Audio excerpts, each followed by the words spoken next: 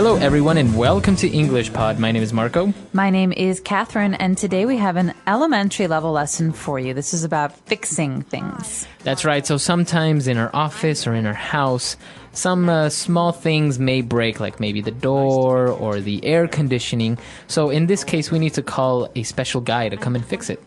So let's listen to today's dialogue, and we'll be back in a moment to talk about who this guy is. Do you have any hobbies? Yes, I love painting and reading. The air conditioning is not working. We need to call a handyman before we start to fry in here. Dan is on top of that. I think they are also getting the handyman to fix the bathroom toilet that keeps clogging up. That would be convenient. They might as well ask him to fix the electrical wiring. The circuit breakers keep going out all the time. It's really annoying. Yeah, you're right. This office is falling apart. Frank told me the other day that the gutters outside were clogged, and that's why the parking lot was flooded. I know. I was in ankle-deep water trying to get to my car that day. The handyman definitely has his work cut out for him. Dogs are All right, we're back. So now let's take a look at some of those keywords and phrases on language takeaway. He's a Labrador. Language He's takeaway. full of energy and always keeps me on. Our first word today is the name of this job. The person is called a handyman. Okay, so that's a profession. You are a handyman. Now, what exactly does a handyman do? Well, a handyman fixes things. He is usually a generalist. You know, he fixes things all over the house, not just the bathroom or the kitchen.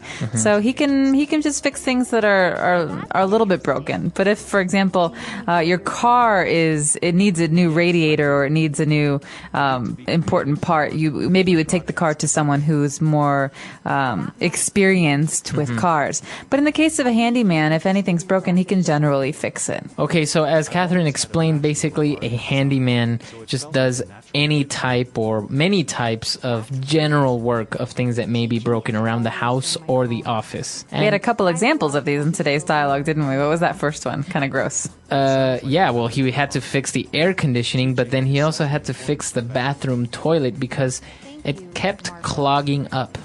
Okay, so a toilet gets clogged up. To clog up.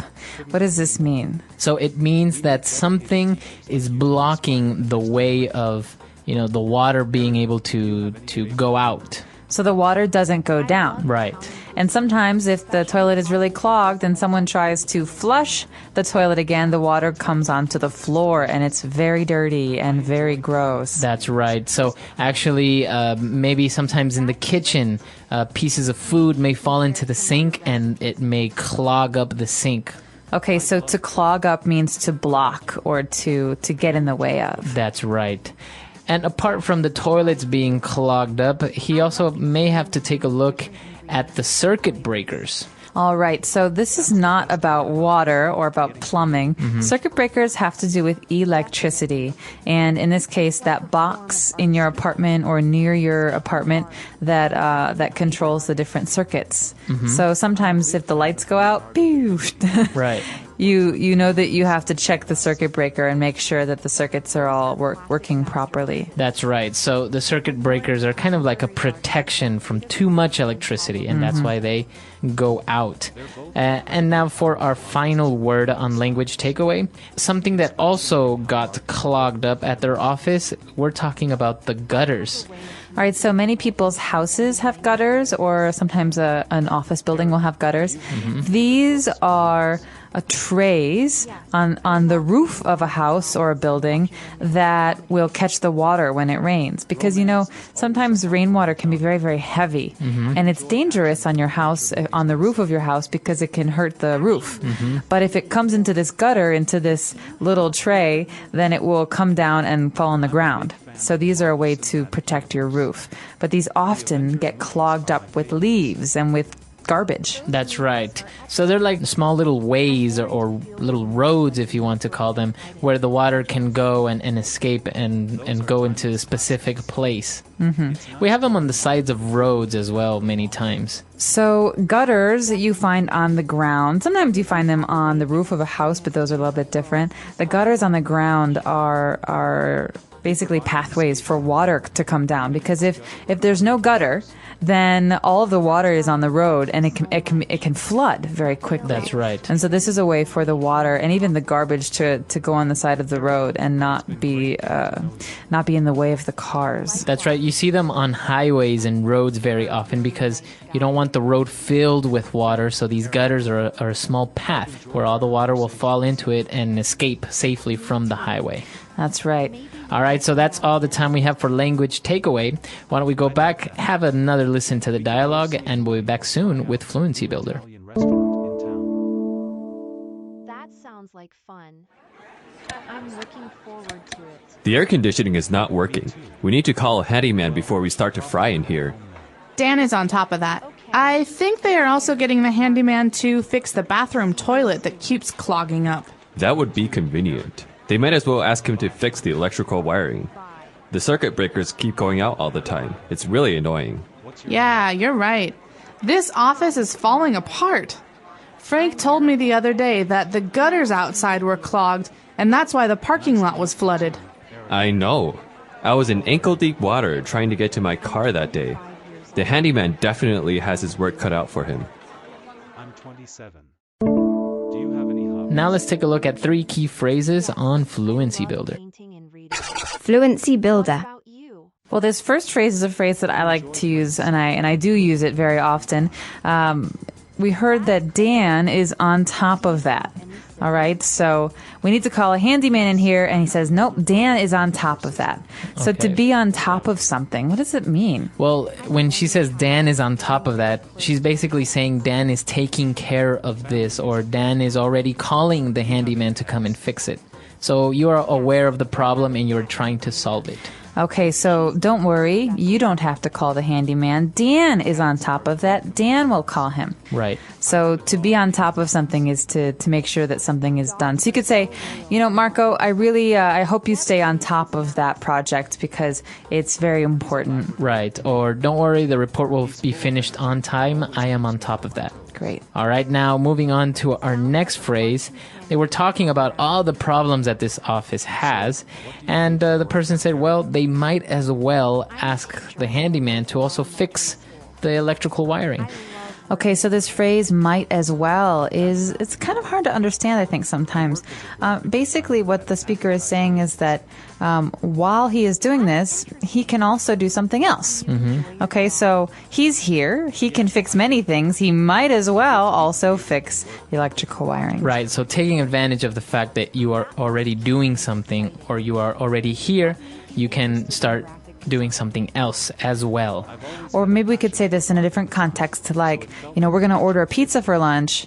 You know what, Marco? Might as well order 2 because there are so many people here. Right. So taking advantage of the fact that we are ordering pizza, we might as well get more for everyone. Okay, and for our last phrase, when they mentioned all the work that has to be done, they said the handyman definitely has his work cut out for him. Okay, so if someone has his work cut out for him, it means that he has a lot of work to do. That's right. You can also say this to someone that you're talking to. So Marco's writing a book. And I say, hey, Marco, that's a really long book you're writing. It looks like you really have your work cut out for you. That's right. Or maybe this project is really difficult. I really have my work cut out. Mm-hmm. Okay, so you're basically saying I have a very hard time ahead of me. Mm-hmm. Okay, so that's all the phrases we have for you. Why don't we have a listen to our dialogue one last time? Do you enjoy cooking? Yes, I do. I like The air conditioning is not working. We need to call a handyman before we start to fry in here. Dan is on top of that. I think they are also getting the handyman to fix the bathroom toilet that keeps clogging up. That would be convenient. They might as well ask him to fix the electrical wiring. The circuit breakers keep going out all the time. It's really annoying. Yeah, you're right. This office is falling apart. Frank told me the other day that the gutters outside were clogged, and that's why the parking lot was flooded. I know. I was in ankle-deep water trying to get to my car that day. The handyman definitely has his work cut out for him. It's fascinating how art can evoke different emotions. So a handyman is also commonly referred to as a jack of all trades. That's right. So these are both kind of funny words. First of all, handy as an adjective means useful or helpful. So maybe a hammer is a handy tool. It's a very handy tool. Or, I find my iPhone has some very handy applications. I can use the dictionary.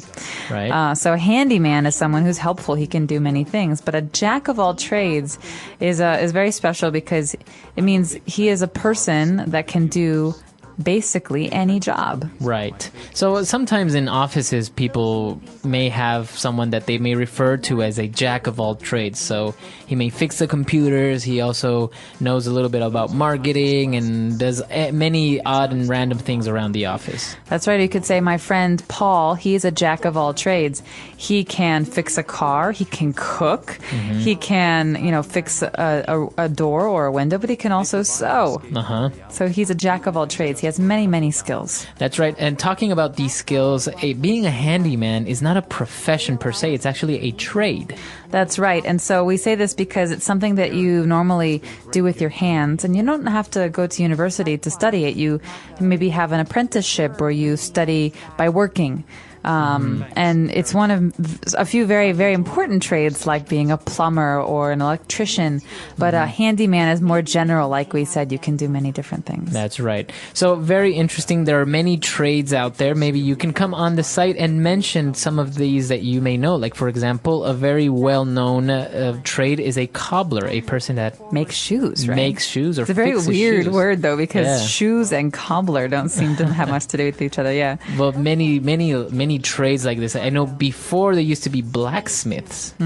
Right? So many types of trades. And of course, if you have any other questions or doubts, you can visit our website, englishpod.com. We hope to see you guys there. Bye. Everyone.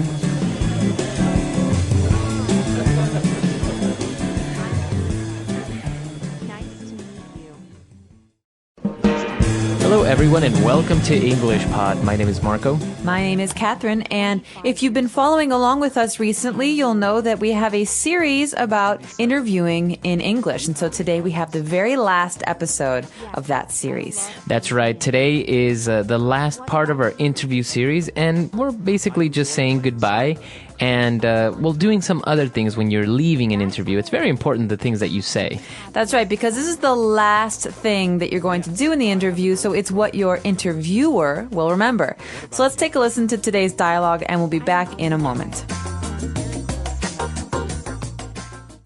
Family is important. Well, Rebecca, is there anything else you need to know for now? I don't think so, Mr. Parsons. I think you have covered all the main points for me. Okay, well, listen. Here's my business card with my mobile number. If any other questions spring to mind, don't hesitate to contact me. Of course, you can also call Miss Childs, too. Great. When can I expect to hear from you? Well, we are finishing the short list interviews tomorrow, so we will certainly have a decision made by early next week. Miss Childs will call you to discuss more on Monday or Tuesday. How does that sound? That sounds perfect. Thank you very much for taking the time to speak to me, Mr. Parsons. The pleasure's all mine, Rebecca. I hope to hear from you very soon. Absolutely. Thanks for coming, Rebecca. Goodbye. As a graphic designer at an advertising agency. All right, great. So really good things from Rebecca. She said some very interesting things, key things there. So why don't we take a look at those on Language Takeaway. Projects every day. Language takeaway. Keep things exciting. At the beginning of the end of the interview, Rebecca says, listen, I think you have covered all the main points for me. So this is after Mr. Parsons asks her if she has questions. And this word, covered, is very important. That's right. So if we talk about cover, to cover the main points or to cover a topic, it means to discuss it thoroughly or to have it finished. Right. So if I still have questions, we have not covered everything. But if I did ask all of the questions that I have, then we've covered everything. So the verb here is to cover. That's right. Okay, and Mr. Parsons says, well, you know what? Here's my business card with my mobile number. So this word business card, key element of any interview or any business situation. As you say, a key part of any business interaction. So a business card is a very small card, usually thick. And it has a person's name, job, phone number, and sometimes email address now on the card. So the information can change, but it's a contact card, basically, for one person. That's right. So this is very important to have around, especially in situations like this. Okay, and moving on, he also told her that if she has any other questions, to not hesitate and to contact him. This is a very common phrase. Don't hesitate to contact me, or don't hesitate to ask. That's right. So to hesitate means to be nervous about something or to maybe not do it because you're uncomfortable. So, Marco, I want to ask you something, but I'm not sure if I want to ask you. Maybe you'll be angry or... So I'm hesitating. Right. Okay? The verb here is to hesitate. You have doubts. I have doubts. And so he says, don't hesitate to contact me. That means any questions, any issues, please call me. Okay, very good. And Mr. Parsons said that they are finishing the short list of interviews tomorrow. So what does it mean, a short list? Well, a short list is something we talk about during the interview process because the interviewer, so in this case, Mr. Parsons, will have a long list of people who want the job. And maybe after the first interview, he will cut the list down to a very small number of people, 10 or 15. And that is called the short list. So those are the people who did well on the first interview, but who maybe should come back for a second or third interview. That's right. Okay. Very good. So a lot of great things there. Why don't we take a break? Let's go back and listen to the dialogue. Let's see what Mr. Parsons and Rebecca said. And we'll be back with some really good phrases that you can close off an interview with. After a long day. Well, Rebecca, is there anything else you need to know for now? I don't think so, Mr. Parsons. I think you have covered all the main points for me. Okay, well, listen. Here's my business card with my mobile number. If any other questions spring to mind, don't hesitate to contact me. Of course, you can also call Ms. Childs, too. Great. When can I expect to hear from you? Well, we are finishing the short list interviews tomorrow, so we will certainly have a decision made by early next week. Ms. Childs will call you to discuss more on Monday or Tuesday. How does that sound? That sounds perfect. Thank you very much for taking the time to speak to me, Mr. Parsons. The pleasure is all mine, Rebecca. I hope to hear from you very soon. Absolutely. Thanks for coming, Rebecca. Goodbye. That sounds like fun. All right, we're back. So now let's take a look at those phrases we mentioned on Fluency Builder. Fluency Builder. So let's go back to the beginning where Mr. Parsons is talking about questions that Rebecca might have. And so Mr. Parsons says, if any other questions spring to mind, don't hesitate to contact me. So this phrase, spring to mind, is very interesting. What does this mean? Well, basically, if something springs to your mind or springs to mind, it means that it comes very suddenly and quickly into your mind. It just pops into your head. Wow, so to spring, or springs in this case, is like jumping. So something hits your mind very quickly. It comes into your mind very quickly. So, I don't really have any ideas, Marco, for that party next week, but, if anything springs to mind, you should let me know. Okay. So if you have any sudden ideas or anything you suddenly remember, that's what it means to spring to mind. Okay, so taking a look at these expressions that Rebecca used when she's leaving. For example, you know that you finished the interview, and a typical question that you want to make is, when can I expect to hear from you? This is a great question at the end of an interview because it's basically a way of saying, listen, I'm interested in this job. When will you call me about it? And so the phrase, when can I expect to hear from you, means, when will you tell me your decision? That's right. But it's a lot more polite and formal and better than saying, when are you going to call me? Yeah, you would never say that in an... Well, you wouldn't want to say that in an interview because it makes you sound desperate, like you really need the job. In this case, when can I expect to hear from you? It's like, oh, well, I hope that you'll get in touch with me. That's right. Okay. And well, he explained that they're shortlisting everything and that they will be in touch with her very soon. And she said, wow, that sounds perfect. Thank you very much for taking the time to speak to me. Okay, so this phrase, thank you very much for taking the time to speak to me, is very long. But you know what thank you very much means. The key here is for taking the time to do something. Now, what does this mean? What's another way we can use this? It's basically saying thank you so much for giving me an opportunity to talk to you. I know you're very busy and I know you don't have a lot of time, so thank you very much for taking the time to speak to me. Right, so you could even use this with a teacher at school. You know, you have a question, your teacher is busy, but your teacher makes some time to meet with you. You say, hey, listen, professor, or listen, teacher. Thank you so much for taking the time to speak to me. You're just demonstrating that you appreciate the effort and the time. And you're being very polite. That's right. Okay. And now the last phrase. When Rebecca is leaving the room, they're shaking hands maybe, and Rebecca says, I hope to hear from you very soon. You can say, I hope to hear from you soon. But in this case, she's saying, listen, I really want this job. She doesn't want to say, call me tomorrow. She says, I hope to hear from you soon. I hope that this works out, that I get the job. Right. So she's basically demonstrating a lot of interest, saying, well, I really like the job and I really would like for you to call me and give me good news. So I hope to hear from you soon.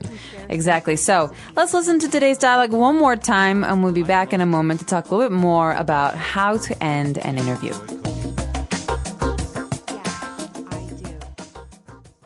Experimenting with different. Well, Rebecca, is there anything else you need to know for now?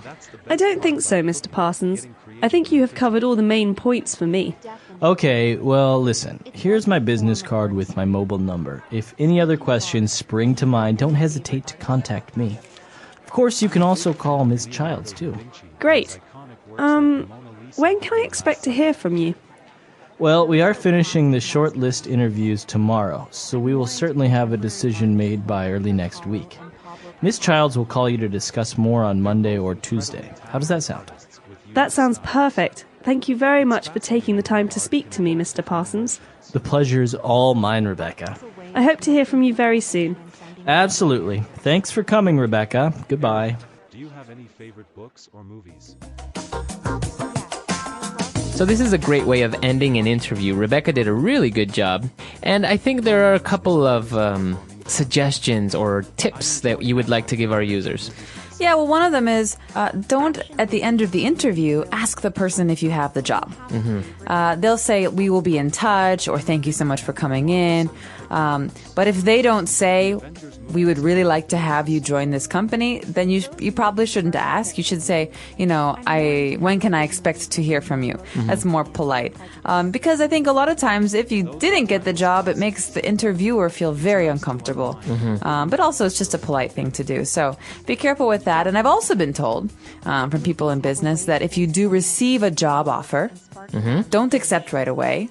Say, I will think about it and I'll get back in touch with you. Oh, okay. Kind of like a strategy maybe to better negotiate the terms and conditions. Exactly. So you want to take that information, you want to go home, you want to think about it, talk about it with your wife or your husband, and decide, is this something I want? And then you can contact the employer.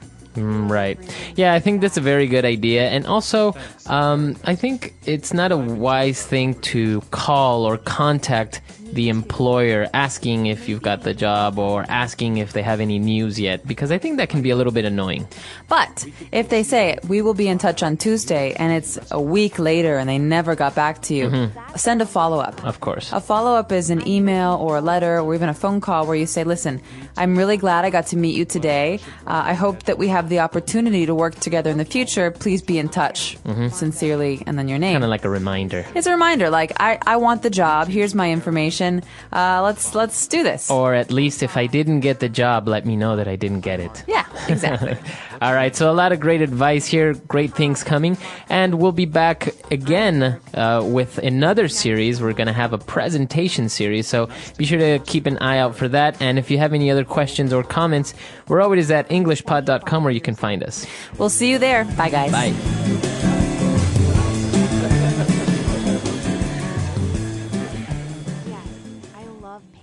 Reading. Hello, English learners, and welcome to English Pod. My name is Marco. Hi, everyone. My name is Catherine, and today we have another episode of our interview series lessons. That's right. Today we're taking a look at a very important aspect of an interview. We're talking about salary and money. That's right. So this is the end of the interview when we're starting to talk about details of the job. Let's check this out, listen to the dialogue one time, and when we come back, we'll be talking more about what's going on.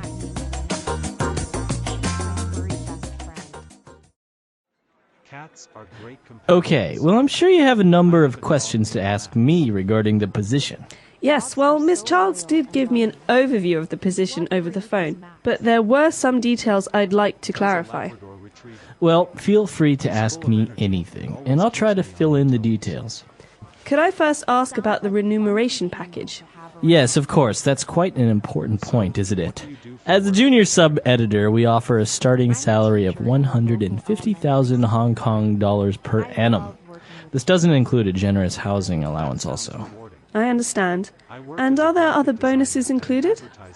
Well, apart from full health insurance, we do offer a company staff bonus scheme linked to readership numbers. But we could go through all the details of that at a later date. Well, Mr. Parsons, I am flexible when it comes to salary. The opportunity to work in Hong Kong with your company is the most important thing for me. Excellent. Well, what other questions do you have, Rebecca? art and design, so it felt like a natural fit for me. All right, we're back, so let's take a look at a couple of words and phrases on language takeaway. Helping children. Language takeaway. It sounds like Okay, so this first phrase is a set phrase. That means these words often go together. The phrase is remuneration package. That's right, a remuneration package. Rebecca said, could I first ask about the remuneration package? So what's an easier way to say this, Marco? I guess basically the salary. That's right. But a package means that it's not just money, it's also some of the benefits or the bonuses. So this is a way to describe how a person is paid in general. That's right. So the remuneration package that Rebecca is being offered, Mr. Parsons said that she would get a starting salary of $150,000 per annum.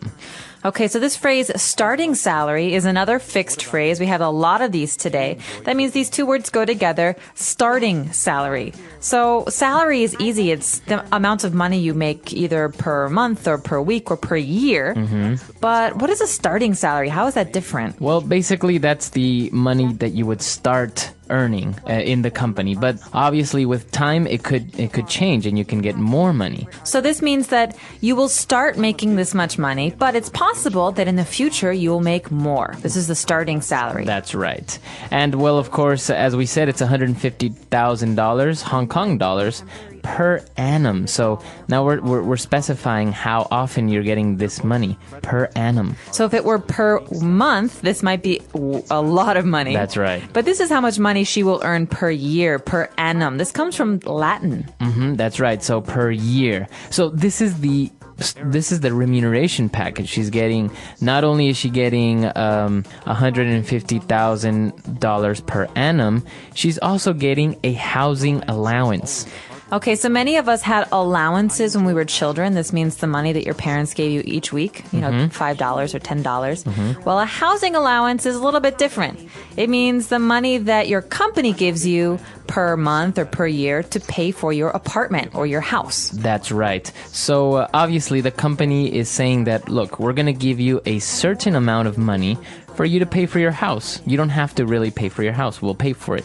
So basically, it's a benefit. It's a part of this remuneration package. You get a salary and you get money for your house. It's a pretty nice deal. That's right. And well, also she's getting health insurance, and she is also being offered a company staff bonus scheme. Okay, bonus scheme. A bonus is something extra. It's on top of what you normally get. But a bonus scheme indicates that the bonus changes according to how well you do. That's right. So obviously he's specifying that the bonus scheme is linked to readership numbers. So let's say, for example, Marco sells newspapers. Marco, you sell on a good week 100 newspapers.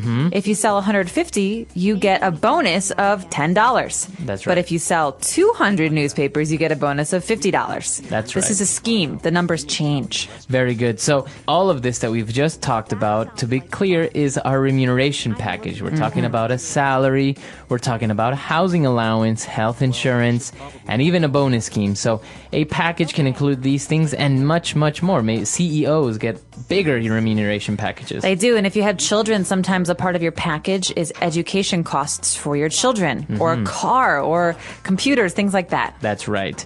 So a lot of great stuff there, talking about salaries and, well, a little bit of negotiating it. Why don't we go back, listen to the dialogue again, and we'll be back in a bit. I'm 25 years old. And you? Okay, well, I'm sure you have a number of questions to ask me regarding the position. Yes, well, Miss Childs did give me an overview of the position over the phone, but there were some details I'd like to clarify. Well, feel free to ask me anything, and I'll try to fill in the details. Could I first ask about the remuneration package? Yes, of course, that's quite an important point, isn't it? As a junior sub-editor, we offer a starting salary of 150,000 Hong Kong dollars per annum. This doesn't include a generous housing allowance also. I understand. And are there other bonuses included? Well, apart from full health insurance, we do offer a company staff bonus scheme linked to readership numbers. But we could go through all the details of that at a later date. Well, Mr. Parsons, I am flexible when it comes to salary. The opportunity to work in Hong Kong with your company is the most important thing for me. Excellent. Well, what other questions do you have, Rebecca? Always keeps me on my toes. All right, so now let's take a look at Fluency Builder. Fluency Builder. So at the beginning of the dialogue, Rebecca is talking to Mr. Parsons about the job, and she says, I don't really have that many questions, but when I talked to Miss Childs about the job over the phone, there were some things she wanted to clarify. So how did she talk to her? She talked to her over the phone. That's right. So this is a really good phrase to specify that you received information or you did business talking on the phone, not in person. Okay, so this is a bit strange because we use the preposition over. You could also say I'm on the phone. That means I'm talking on the phone. But over the phone means by phone. That's right. Not by mail or email or in person, but we communicate, we talk over the phone, by phone. So sometimes, for example, people will see a TV commercial with a nice item or device that they want to buy, and they will purchase this object, maybe a DVD player, over the phone. They will call up this number and order it. That's right. Or you can say, I'm really sorry, Marco, but I don't feel comfortable talking about my banking details over the phone. That's right. Okay, so that means on the phone. So then Mr. Parsons said, feel free to ask me anything. Okay, feel free to ask me anything about the job. Okay, this is a phrase that I use all the time, and I think it's really important when you're in a business context or a work context to say, listen, if you have any questions, feel free to ask. It means don't hesitate. Don't be nervous. If you have a question, just ask it. That's right. So feel free to ask. Don't worry about it. Just ask me. It's a very good phrase to give someone or to make someone feel more comfortable around. Exactly. All right. And he said that I'll try to fill in the details. Okay, so this is an interesting phrase because fill in, on a form, for example, means put your name in a box or fill in some numbers. But here, the details, we think maybe I don't know what the details are. So to fill them in means to fill in gaps or some blanks. So I don't know all the details. Please tell me the information so that I will know them. That's right. So what he's basically saying is, I know that you have an idea or a general overview of how things are, but if you ask me, I can tell you more specific things. That's fill in the details. Or for example, we're going to a party on Saturday night, but I don't know where the party is yet. How about on Friday, I call you to fill you in on the details. Very good. Okay, so those are the phrases that we've prepared for you today. I think we've taken a look at a lot of great vocab. Why don't we listen to the dialogue one last time, and we'll be back to talk to you a little bit more.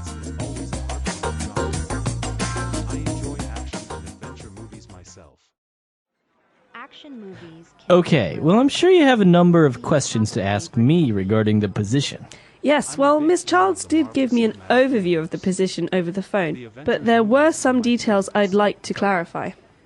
Well, feel free to ask me anything, and I'll try to fill in the details. Could I first ask about the remuneration package? Yes, of course, that's quite an important point, isn't it? As a junior sub-editor, we offer a starting salary of 150,000 Hong Kong dollars per annum. This doesn't include a generous housing allowance also. I understand. And are there other bonuses included? Well, apart from full health insurance, we do offer a company staff bonus scheme linked to readership numbers. But we could go through all the details of that at a later date. Well, Mr. Parsons, I am flexible when it comes to salary. The opportunity to work in Hong Kong with your company is the most important thing for me. Excellent. Well, what other questions do you have, Rebecca? I've enjoyed our conversations. All right, so talking about salaries and remuneration packages. Now, is this a common word to talk about remuneration? Yes, it is. It basically means the way that you are paid for the work that you do. So remuneration, it sounds like a big, long word. But in America, I think we also just talk about salary or compensation. Compensation packages. Okay, so now when we talk about remuneration, we don't necessarily always talk about money, like in this case, right? We can receive other benefits. That's right. And so a lot of times people think of the important parts of remuneration not just to be the salary, but also to be the benefits. And so benefits are not the money, they're the other stuff. They're healthcare. We said earlier, a housing allowance, even bonuses and things like that, or education for your children. These are extras, and these are a part of the package. Now, what would you prefer? To have a good remuneration package, like these other additional benefits, with a low salary? Or would you prefer to have a high salary with not many of these benefits? Well, I think that it's nice to get the benefits and a lower salary because oftentimes at a company, like a big company, the company can get really good rates on healthcare. So if I have to pay for my healthcare with my big salary, maybe it will cost me more money. But if my company pays with the company rate, that means the amount that they pay, then maybe they can help me pay for these things much cheaper. And so in the end, I make more money. Yeah. Actually, I've heard some companies that offer great remuneration packages. Like if you have children, as you said, they would pay for their education. But many times they would even pay for their childcare, like maybe a nanny. Some of the managers would receive maybe a fuel bonus, so they would get, I don't know, $200 extra a month for fuel for their car if they drive to work. I think companies can get a little bit creative, and it's not that much that they're actually spending, but you take it as to being a really good benefit. Well, that's right, and it makes you more, I think, happy to work for that company because you feel like they're taking care of you. Not just they're giving you money, they're actually taking care of you and your family. That's right. So we're actually a little bit curious to know if how remuneration packages work in your company or maybe in your country. That's right. So please let us know. You obviously don't have to tell us how much money you earn, but if you want to tell us how these things work, where you come from, our website is englishpod.com. We'll see you there. All right. Bye. Bye.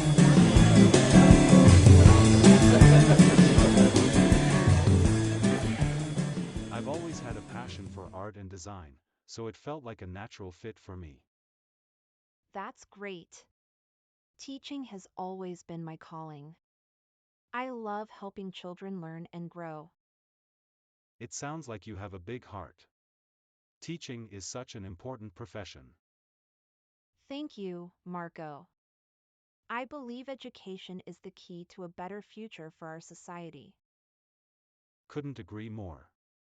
We need dedicated teachers like you to inspire the next generation. Erica, do you have any favorite foods? I love Italian cuisine.